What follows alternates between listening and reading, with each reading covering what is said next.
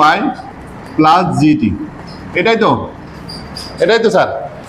এবার আসে এম এর মান কি পাইছি আমরা, একটু বলো এম এর মান কি পাইছিলাম?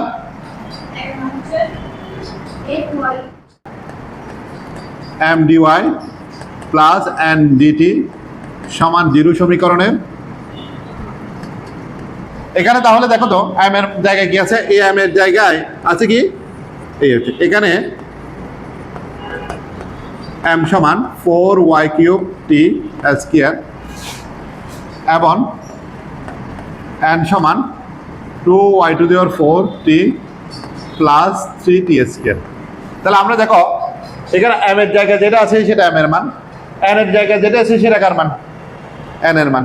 এখন প্রকৃত অন্তরক সমীকরণ হইতে হইলে আমাদের কি করতে হয়, এম কে টি এর সাপেক্ষে এন কে ওয়াই এর সাপেক্ষে অন্তরীকরণ করতে হয়। অন্তরীকরণ করার পরে আমরা যদি সেম মান পাই তাহলে বলবো এটা প্রকৃত অন্তরক সমীকরণ, তারপর আমরা সমাধানে যেতে পারবো। তাহলে এখানে আমরা অন্তরীকরণ করে তাহলে এখানে delta M divide by delta কি টি কার সাপেক্ষে করবো, উল্টা। এখানে আছে ওয়াই, করবো কার সাপেক্ষে, টি এর সাপেক্ষে। এখানে আছে টি, করবো কার সাপেক্ষে, ওয়াই এর সাপেক্ষে। তাহলে এটা আমরা টি এর সাপেক্ষে করবো, এটা ওয়াই এর সাপেক্ষে করবো। আসো ডেল্টা ডেল্টা টি, এম এর মান হচ্ছে 4y³ t স্কয়ার। এটাকে অন্তরকরণ করলে কি হবে বলো তো, আমরা কার সাপেক্ষে করতেছি, টি এর সাপেক্ষে। তাহলে এখানে 4y³ এর কোনো পরিবর্তন আছে? তাহলে টি স্কয়ারকে অন্তরকরণ করলে 2t হয় না, কি হয় 2t। তাই আমরা একসাথে যদি আমরা গুণ করি 4 দুগুণে কত 8, 4 দুগুণে কত 8। তাহলে এখানে আমরা লিখতে পারি 8y³ t, 8y³। এবার আসো delta N divide by delta Y, delta delta Y 2y³ t plus 3t square. তাহলে আমরা ওয়াই এর সাপেক্ষে করতেছি 4 3 কত হয় 4, এটা 3 না, 4 দুগুণে কত 8y³ t। এটাকে অন্তরকরণ করলে আমরা পাই 4, কারণ 4টা সহগের সাথে গুণ হলে 4 দুগুণে কত হয়ে যাবে 8। তাহলে 1 বিয়োগ করলে 3 থাকবে আর tটা। তাহলে এটা আর এটা মিলে গেছে না স্যার? এখন যেহেতু মিলে গেছে আমরা বলতে পারবো, তাহলে এখান থেকে এই অংশটা থেকে আমরা বলতে পারবো যেহেতু delta M divide by delta T সমান delta N divide by delta Y, অতএব ইহা প্রকৃত অন্তরক সমীকরণ।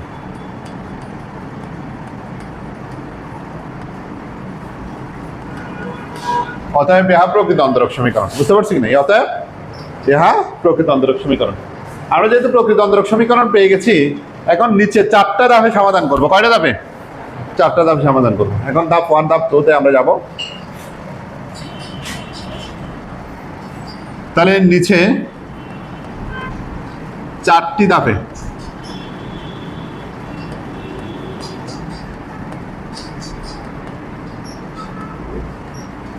করা হলো। আমরা নিচে 4টা ধাপে সমাধান করব, এই হচ্ছে বিষয়। ধাপ 1 নাম কি ছিল বলছি, প্রাথমিক ফলাফল। প্রাথমিক ফলাফল কি ছিল, FYT।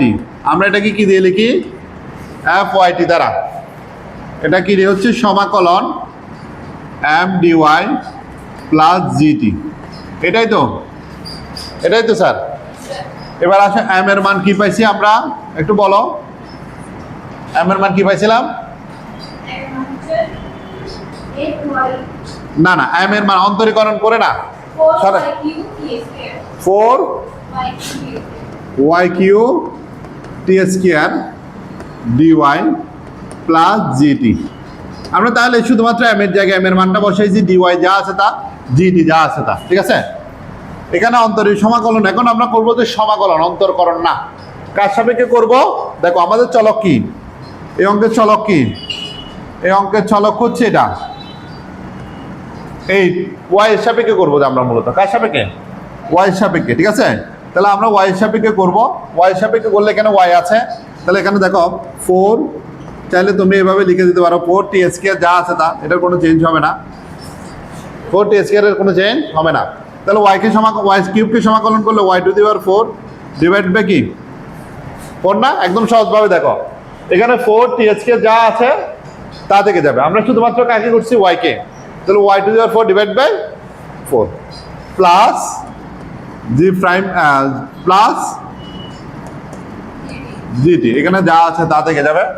এই 4 কাটা যায়, তাহলে আমাদের থাকে T square Y to the power 4 plus GT.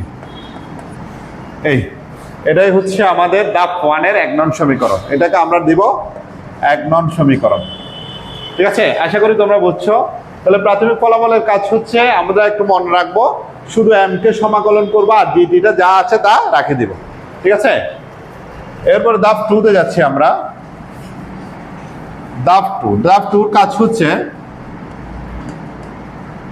ধাপ 2 হচ্ছে 1 নং সমীকরণকে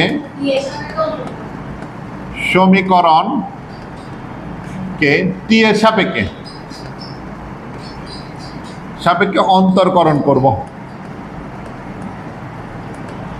অন্তরীকরণ 1 নং সমীকরণকে টি এর সাপেক্ষে অন্তরীকরণ করে পাই। ঠিক আছে, আমাদের 1 নং সমীকরণ কোনটা ছিল? এটা না? তাহলে এটা হবে কি delta F divide by delta T, কারণ আমার এই সমীকরণটা মূলত এফ এর মান। তাহলে অধীন চলক হচ্ছে এফ, আর করবো কার সাপেক্ষে বলছি? টি এর সাপেক্ষে। তাহলে delta F divide by delta T, delta T. F এর মান হচ্ছে T square Y to the power 4 plus GT. আমরা এখানে সেকেন্ড ব্র্যাকেট ইউজ করতে পারি যেহেতু এখানে ফার্স্ট ব্র্যাকেট আছে। তাহলে অন্তরীকরণ করলে আমরা পাই টি এর সাপেক্ষে করতেছি, ওয়াই টু দি পাওয়ার 4 এর কোনো পরিবর্তন হবে না। এখানে ওয়াই টু দি পাওয়ার 4 যা আছে তা থেকে যাবে। তাহলে এখানে হবে 2t Y to the power 4, 2t Y to the power 4 plus অন্তরকরণ, যে কোনো অপেক্ষককে অন্তরকরণ করলে কি হবে? তার সাথে একটা প্রাইম হবে। এটা একটা অপেক্ষক, এটাকে অন্তরকরণ করলে একটা প্রাইম আসবে। তাহলে জাস্ট জিটি ছিল, এটাকে অন্তরকরণ করলে একটা জি প্রাইম টি হবে। এই হচ্ছে কাজ। আমরা বলেছিলাম এখানে যা মান পাবো এটা মূলত কার সমান? যেহেতু delta F divide by delta T সমান এন, আমরা এখানে যাই মান পাবো না কেন এটা সবসময় আমরা এন এর সমানই ধরে নিব। কার সমান ধরে নিব? এন এর সমান। তাহলে এন এর সমান ধরে নিলে দেখো আমাদের কি হয়, এটার মান পাইছি, এটার মান পাইছি আমরা, এটা 2t Y to the power 4 plus G prime T. বুঝে নাই? 2t to the power 4 Y to the power 4, কোনো সমস্যা নাই, এভাবে লিখলেও চলবে। আর এখানে আমরা এন এর মান কি পাইছিলাম স্যার?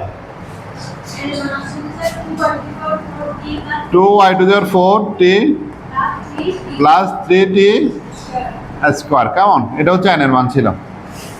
তাহলে এখন আমরা জি প্রাইম টি টাই পাশে রাখি, এটার মানে আমাদের বের করতে হবে 2 Y to the power 4t plus 3t square minus 2t Y to the power 4।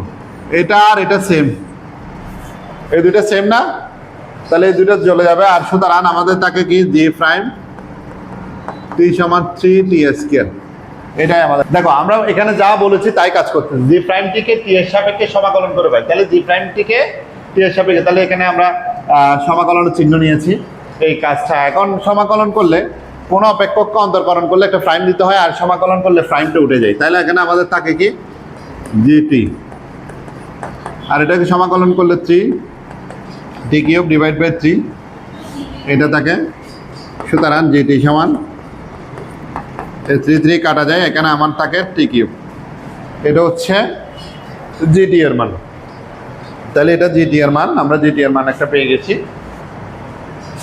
এখন আমরা চলে যাব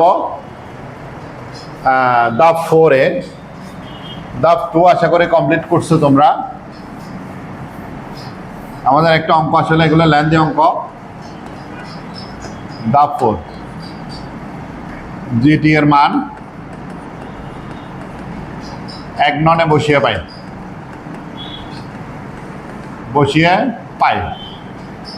তাহলে আমার এফ ওয়াই টি 1 নন ছিল, আমরা 1 নন কি পাইছি দেখো, T square Y to the power 4 plus GT, এটাই ছিল আমাদের 1 নং সমীকরণ। তাহলে আমরা T square Y to the power 4, GT এর মান কি পাইছি? জিটি এর মান পাইছি আমরা 80 কিউ। তাহলে আমরা এখানে বসাই দিতে পারি টিকিউ।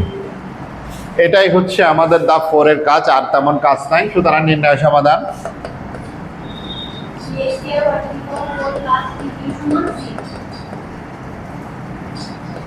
সমাধান T square Y to the power 4 plus T Q সমান সি, এটা আনসার। তাহলে আমরা এখানে যাই মান পাবো না কেন এই অঙ্কগুলোতে, সেটা আমরা ধ্রুবকের সমান ধরে নিব। কার সমান? ধ্রুবকের সমান। এই হচ্ছে আমাদের মূলত একটা প্রকৃত অন্তরক সমীকরণের সমাধান। এটা প্রকৃত অন্তরক সমীকরণকে ঠিক এইভাবে আমরা কি করব? সমাধান করার চেষ্টা করব।